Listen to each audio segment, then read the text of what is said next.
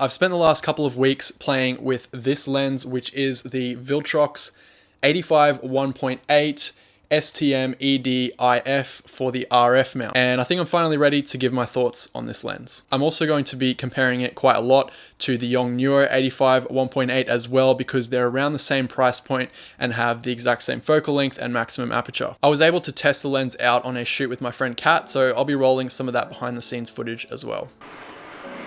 Love that.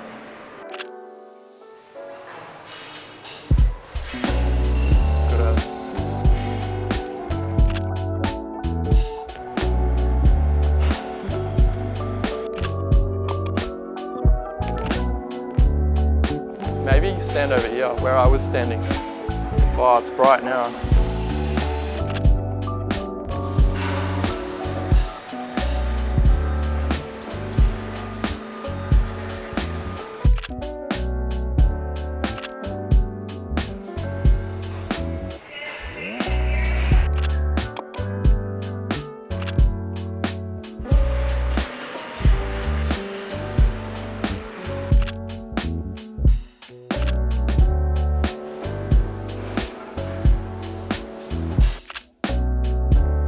Stand here.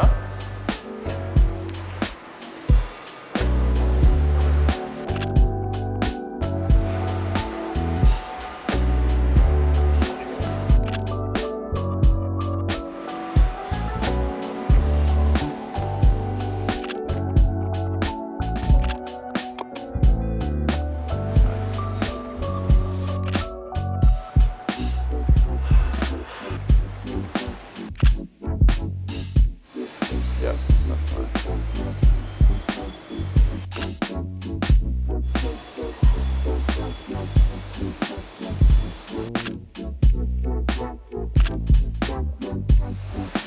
Okay, see how close we can get? Alright, that's as close as we can get there.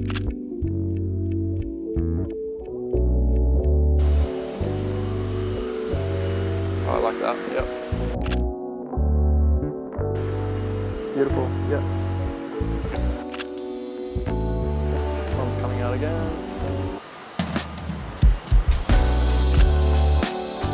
Yeah. Look here. Beautiful, hold that, hold that, hold that. Yeah.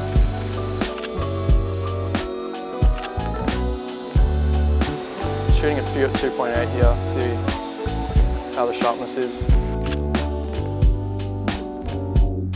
The build quality of this lens is up there with some of the most premium lenses that I've ever owned. It has a very sleek and modern design. I really like the look of it. And to be honest, it feels more like an L series lens or a G Master lens, something like that. And it's not actually as heavy as it looks. It's actually quite a lightweight lens despite it pretty much being completely made of metal. Although you will notice that this does not have a weather sealing gasket, so do be careful if you're going to be shooting in the rain. But I gotta say, Viltrox definitely gets an A+ high distinction for that beautiful, smooth manual focus ring. It's just so satisfying to turn. Doesn't have hard stops though, it spins all the way around. It does feel a little bit better than the Yongnuo 85 1.8, and it definitely looks better. I just like the design of this lens a lot better. But this one doesn't have the weather sealing gasket as I mentioned before, whereas the Yongnuo does. And if you caught it before, this lens does have a USB-C port on the base, just like the Yongnuo does for firmware updates and things like that. This lens is on the chunky side when you're looking at the other 85 1.8s and 85 f2s. It's much fatter than the Canon and Yongnuo, and I would put it into the realm of the Samyang 85 1.4 in terms of size. Obviously, it's nowhere near the size of the RF 85 1.2. So for size, it gets a B+. Not amazing, but it's good that it's not crazy heavy. So talking about image quality now, in the center, the lens is very, very sharp. And overall, I thought the images looked really great straight out of camera. One interesting thing is that the camera and Lightroom actually think that this lens is the Canon EF 85 1.8, so the camera will apply those corrections to the lens. I'm not sure whether this is the intention for Viltrox, or perhaps it's simply a way to get around a compatibility issue with the camera. Either way, the photos do look better with corrections applied. It does remove some of the vignetting as well. I turned off corrections to get a closer look at the optical quality, and it has really great sharpness in the center at 1.8, but by 2.8 it sharpens up quite a lot. Comparing this one to the Yongnuo was a bit strange. I couldn't really pick a clear winner in terms of sharpness. Both are surprisingly sharp given the price point. The Yongnuo seemed a little sharper in some areas of the frame, like dead in the center at 1.8, and in other areas of the frame, the Viltrox seemed sharper. The corners on the Yongnuo seemed to be a little bit better, but it was really hard to tell the difference overall with zero sharpening on both of these files. So I'd say it's about a tie here, with the Viltrox being a little bit better once you stop the lens down to 2.8. One thing that was really noticeable straight away was that the Viltrox is a much more contrasty lens, as you can see with these side-by-sides. I don't have the Canon 85 f2 at the moment, so I can't do a direct side-by-side comparison, but I dug up some of the raw files from my review and I put them side to side in Lightroom, and both lenses look really sharp. If I had to give one lens the advantage based on center sharpness alone, I would have to say that the Viltrox wins, but only just. With a little bit of extra sharpening in post, they're both indistinguishable from one another, with the Viltrox resolving just a tad extra detail to my eye. Focus speed on the Viltrox is great, and it's very accurate too. I had no problems with eye autofocus and getting almost every single photo in focus from my shoot with Cat. There wasn't any crazy hunting and back and forth movements for the focus, so overall great work from Viltrox on the autofocus. This lens does suffer from a little bit of chromatic aberrations, which is obviously